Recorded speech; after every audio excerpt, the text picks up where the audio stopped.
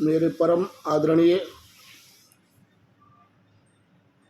सभी साथियों, मित्रों एवं जितने भी श्रोतागण हैं, आप सभी लोगों को मैं राजेश चौबे, मानव विकास कल्याण समिति चेयरमैन, नमस्कार प्रणाम करता हूं।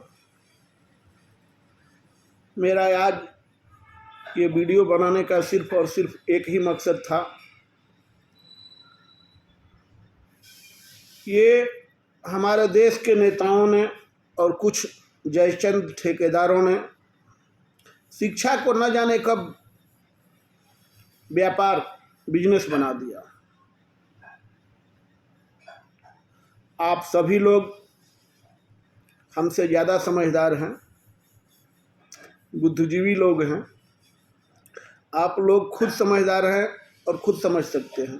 आप लोगों ने देखा होगा, आज से 10 साल 15 साल पहले हमारे माँ बाप एक बार स्कूल में नाम लिखा देते थे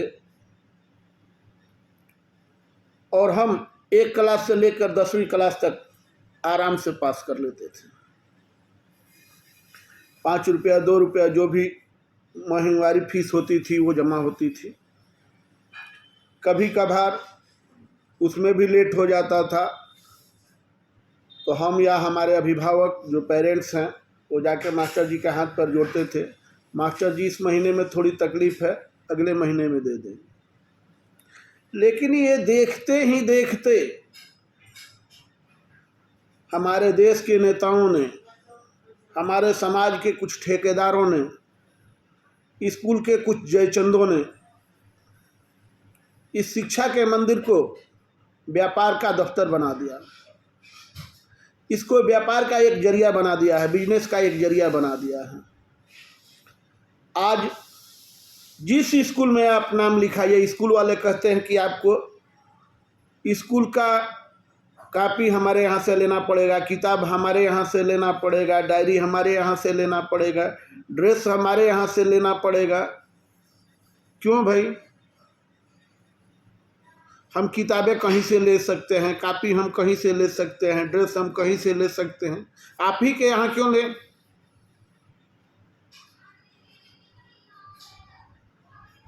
ये एक सोची समझी साजिश, बहुत बड़ा षड्यंत्र।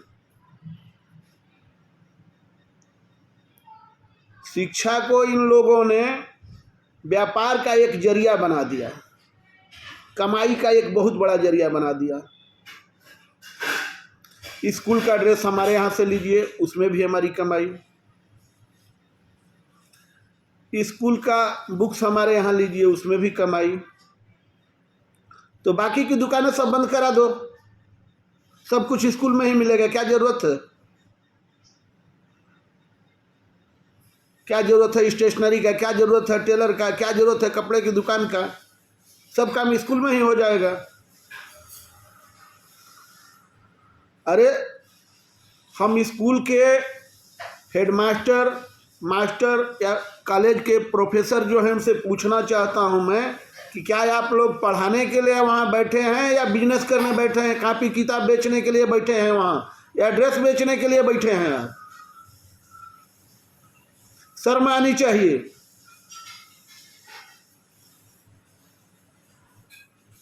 हर चीज में फीस। बच्चा एक दिन लेट हो गया, लेट फीस। पेरेंट्स अगर फीस भरने में 2 दिन लेट किए, लेट फीस। इनको शर्म नहीं आता।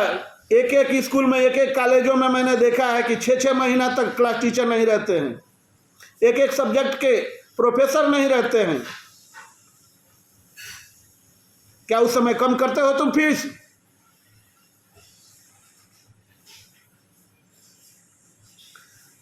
मैं हाथ जोड़ करके सभी पेरेंट्स और सभी अभिभावक और जितने भी लोग मेरी इस आवाज़ को सुन रहे हैं, सभी लोगों से मेरा करबद्ध प्रार्थना है कि इस पर खास करके ध्यान दें।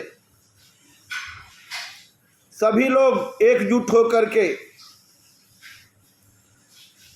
भैया दीमक जो होता है ना, दीमक एक बार अगर दरवाजे में लग जाए तो धीरे धीरे पूरे दरवाजे को खोखला कर देता है, और ये दीमक की तरह लग गए हैं शिक्षा में। शिक्षा को दीमक की तरह ये लोग लग करके व्यापार बना करके चाटना चाहते हैं। पूरा शिक्षा को खोखला कर देंगे ये लोग। शिक्षा शिक्षा का मंदिर नहीं बल्कि व्यापार का दफ्तर बन जाएगा। इसलिए हमें आपको और सबको इसके खिलाफ आवाज उठाने की जरूरत है। जहां भी अन्याय हो वहां आप आवाज जरूर उठाएं। एक छोटा सा फोड़ा ही आगे चल करके बड़ा घाव बन जाता है, नासूर बन जाता है। तो छोटे से फोड़े का ही क्यों ना हम ट्रीटमेंट करा लें, 2, 4, 10 रुपए में हो जाएगा। वही छोटा सा फोड़ा जब बड़ा घाव बन जाएगा तो उसको ऑपरेशन करना पड़ेगा, 1 लाख 2 लाख की जरूरत पड़ेगी। तो हम ये नौबत आने ही क्यों दें।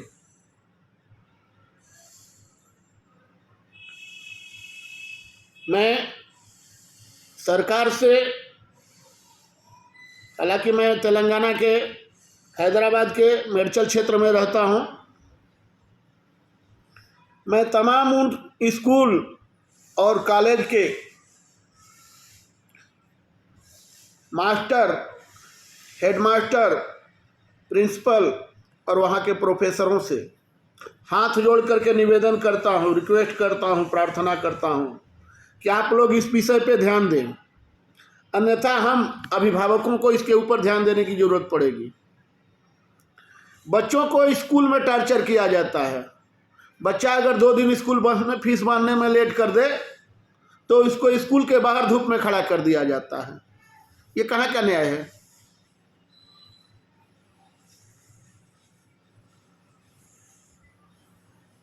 हम पूछ रहे हैं ये कहाँ का न्याय है, ये अनुचित है क्या। स्कूल में उनको पनिशमेंट दी जाती है, आज ये ट्रिप है, आज वो ट्रिप है, आज यहाँ जाना है, आज वहाँ जाना है, 500 रुपये लेके आओ। क्यों भाई, आपको जाना है आप जाइए, जिसको जाना होगा वो जाएगा। हर बच्चों के ऊपर कंपलसरी जबरदस्ती उनके ऊपर थोप दी जाती है। वो बच्चे आकर के घर में, उनको स्कूल में इस कदर टार्चर किया जाता है कि वो बच्चे घर में आकर खाना पीना भूल जाते हैं। क्या करेंगे अभिभावक, क्या करेंगे पेरेंट्स। बड़ी मुश्किल से तो वो लोग किसी तरह महीने का फीस बांधते हैं जाकर के, ऊपर से ये फीस दो, वो फीस दो। कभी लेट फीस रहता है, कभी कोई बाहर का ट्रिप हो गया तो उसका फीस दो, कभी कोई फंक्शन हो गया तो उसका फीस दो।